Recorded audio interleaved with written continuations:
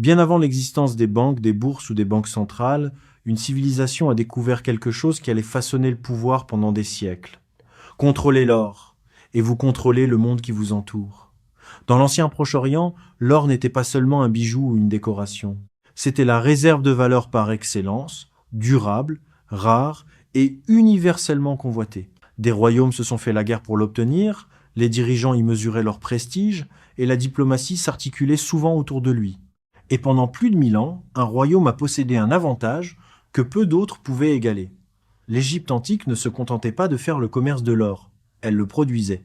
En fait, l'Égypte contrôlait certains des gisements d'or les plus riches du monde antique, et ses dirigeants ont bâti un système qui extrayait, gérait et distribuait cet or avec une organisation remarquable. Alors que d'autres civilisations luttaient contre la pénurie de métaux précieux, les pharaons égyptiens commandaient un flux constant d'or provenant de mines situées au cœur des déserts, au sud et à l'est du Nil. Ce flux d'or est discrètement devenu l'un des fondements de la puissance égyptienne. Car dans le monde antique, contrôler l'approvisionnement en or signifiait contrôler ce qui se rapprochait le plus de l'actif financier suprême. Bienvenue dans l'historien financier, où l'argent, le pouvoir et l'histoire s'entrechoquent, et où rien n'est jamais aussi simple qu'il n'y paraît. Pour comprendre comment l'Égypte a construit l'un des premiers systèmes financiers basés sur les ressources de l'histoire, il faut commencer par la géographie. La vallée du Nil elle-même n'était pas particulièrement riche en métaux précieux. Les terres fertiles de l'Égypte produisaient des céréales en abondance, mais sa richesse en or provenait de régions situées au-delà de l'étroite bande de terres agricoles qui bordait le fleuve. Au sud se trouvait la Nubie, une région qui s'étend sur ce qui est aujourd'hui le sud de l'Égypte et le nord du Soudan. À l'est se dressaient les montagnes escarpées du désert oriental, un paysage hostile de vallées de pierre et de chaleur torride qui sépare le Nil de la mer Rouge. Ces régions recelaient quelque chose d'extrêmement précieux, des filons de quartz aurifères enfouis profondément dans la roche du désert. Les anciens Égyptiens connaissaient l'existence de ces gisements très tôt dans leur histoire. En fait, le mot égyptien pour l'or, Nub, a probablement donné son nom à la Nubie. Pour les pharaons qui régnaient sur la vallée du Nil, la Nubie est devenue synonyme de richesse. Mais trouver de l'or n'était qu'un début. L'extraire du désert représentait un défi logistique colossal. Les gisements d'or se trouvaient loin des terres fertiles et des sources d'eau. Le terrain était brutal. Les températures dans le désert pouvaient atteindre des niveaux qui rendaient un travail soutenu presque insupportable. Et pourtant, les dirigeants égyptiens ont organisé des opérations minières à grande échelle dans ces régions reculées pendant des siècles. Il ne s'agissait pas de prospection à petite échelle par des mineurs individuels à la recherche de pépites. C'était un projet d'État. Les expéditions minières étaient planifiées par l'administration royale. Des travailleurs étaient rassemblés de tout le royaume et marchaient dans le désert sous la supervision d'officiels et de soldats. Les vivres devaient être acheminés à travers des terrains difficiles. L'eau devait être stockée ou trouvée dans de rares puits du désert. Des villages entiers apparaissaient parfois autour des sites miniers, des communautés temporaires construites dans le seul but d'extraire le précieux métal de la terre. Les vestiges archéologiques dans le désert oriental révèlent l'ampleur que pouvaient prendre ces opérations. Les fouilles sur d'anciens sites miniers montrent des installations de concassage de pierres, des zones de broyage et des restes de camps de travailleurs qui abritaient autrefois des centaines, voire des milliers d'ouvriers. Ce n'étaient pas des entreprises isolées, c'étaient des activités économiques organisées et supervisées par l'État égyptien. La main-d'œuvre pour ces mines provenait de plusieurs sources. Certains travailleurs étaient des spécialistes qualifiés qui maîtrisaient les techniques nécessaires pour extraire l'or de la roche de quartz. D'autres étaient des ouvriers conscrits issus de la population égyptienne. Beaucoup étaient des prisonniers de guerre capturés lors de campagnes militaires. Pour eux, les mines d'or n'étaient pas des lieux d'opportunité, c'étaient des lieux de châtiment. Les historiens de l'Antiquité et les auteurs classiques ultérieurs ont décrit les conditions de travail dans ces mines avec des détails sinistres. Les ouvriers passaient de longues heures à concasser la pierre dans des espaces confinés, souvent sous une supervision brutale. Le processus exigeait un travail physique constant, briser la roche avec des marteaux en pierre, broyer les fragments en poudre et laver le matériau concassé pour séparer les minuscules particules d'or.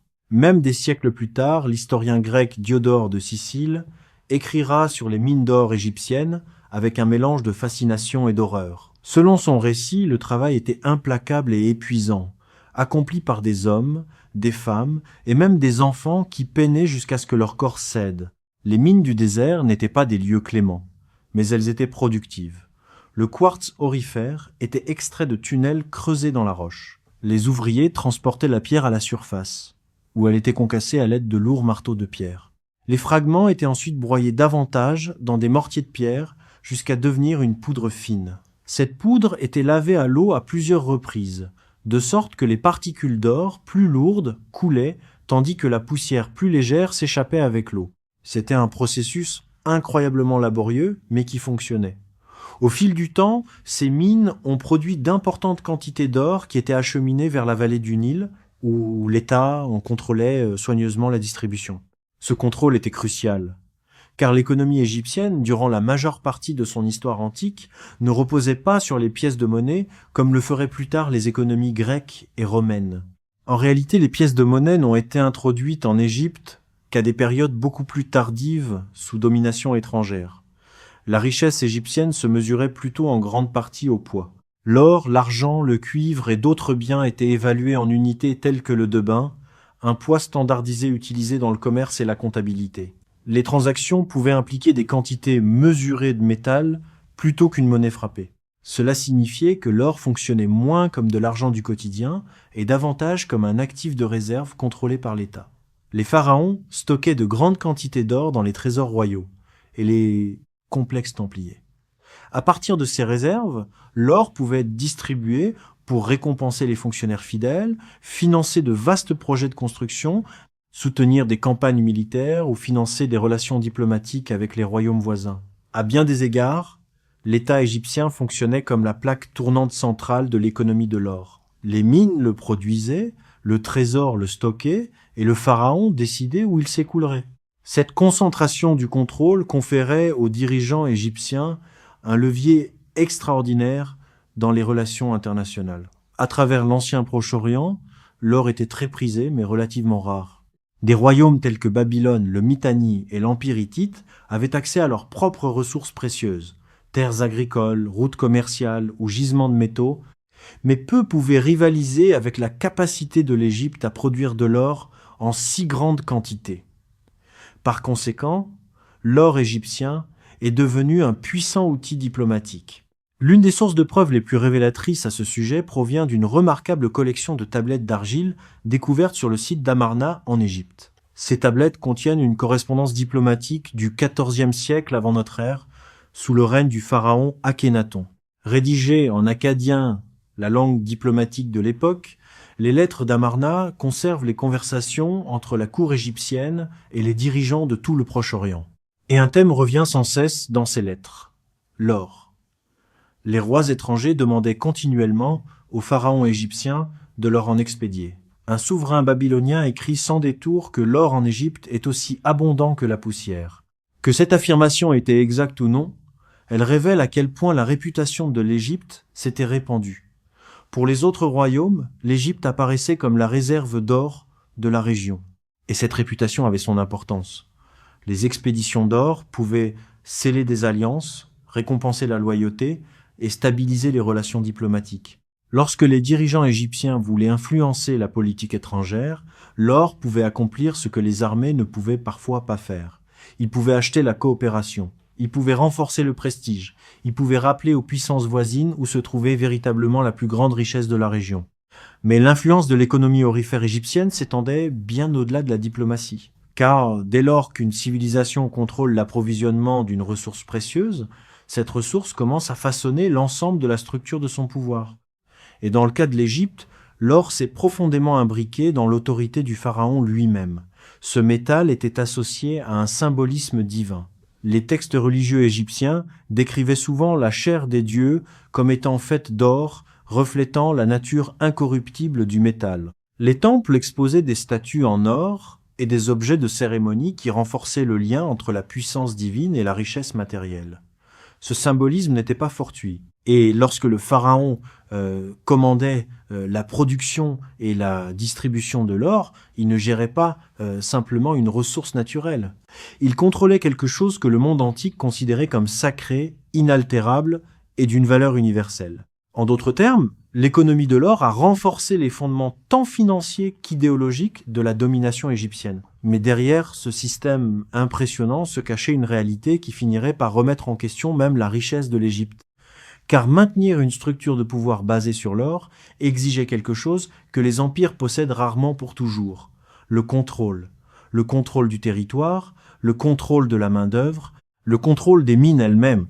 Et une fois que ce contrôle commencerait à s'échapper, le système même qui avait enrichi l'Égypte pendant des siècles commencerait à révéler ses limites. Les pharaons comprenaient que les mines d'or n'étaient pas une simple ressource économique de plus. Il s'agissait d'actifs stratégiques, le genre d'actifs capables de renforcer l'État, de financer l'expansion et de façonner l'équilibre des pouvoirs bien au-delà des frontières de l'Égypte. La couronne traitait donc les gisements d'or avec un sérieux inhabituel. Des garnisons militaires furent établies le long des routes du désert menant aux régions minières. Des avant-postes fortifiés protégeaient les caravanes transportant l'or vers le Nil. Des fonctionnaires furent nommés pour superviser l'extraction, organiser la main-d'œuvre et s'assurer que le précieux métal coule directement entre les mains royales. Ces routes du désert sont devenues des artères de richesse. Des caravanes chargées de sacs de quartz broyés, de poussière d'or raffinée et de lingots finis voyageaient vers le nord en direction de la vallée du Nil, où le métal entrait dans les trésors des temples et les entrepôts royaux. De là, il pouvait être pesé, consigné et distribué selon les besoins de l'État. Ce système a permis à l'Égypte de soutenir la production d'or à travers de multiples dynasties.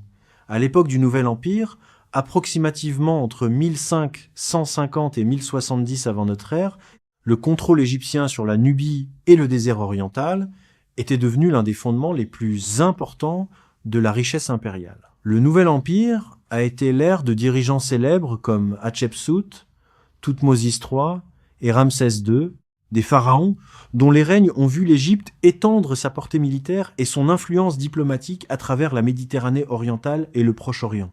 Ces souverains commandaient de vastes armées, bâtissaient des temples monumentaux et entretenaient des relations diplomatiques complexes avec les puissances rivales.